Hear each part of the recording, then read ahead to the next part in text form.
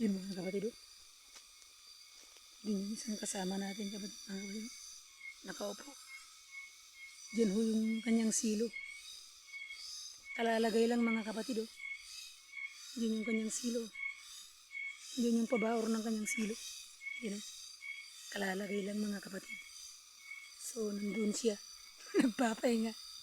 Kasi kinagat ng alimbubuyog yung kanyang labi. Doon naman yung isa.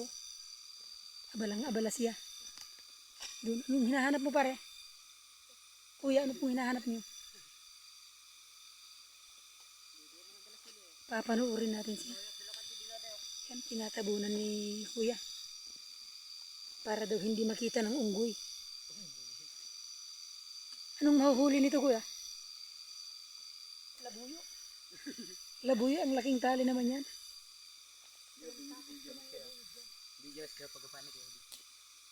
So mga kapatid, tignan natin yung kwan.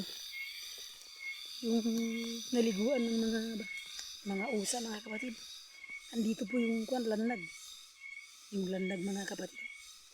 Tignan yung mga paa ng mga usa at saka baboy damo. Diyan mga kapatid. Diyan yung mga ang laki ng paa ng usa. Diyan mga kapatid. Parang humiga sila dito. Diyan yung mga mga kapatid. Pinalibutan natin ng ditag. So ayan yung ditag ng isang kasama natin mga kapatid. Sa gilid mismo ng landag. Diyan mga kapatid.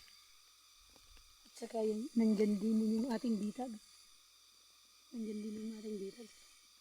Medyo nakakaiba itong bitag natin kasi hindi mo mapansin. Tinabunan ko po ng mga kapatid.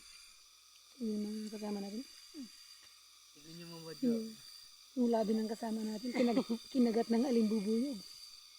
Pwede.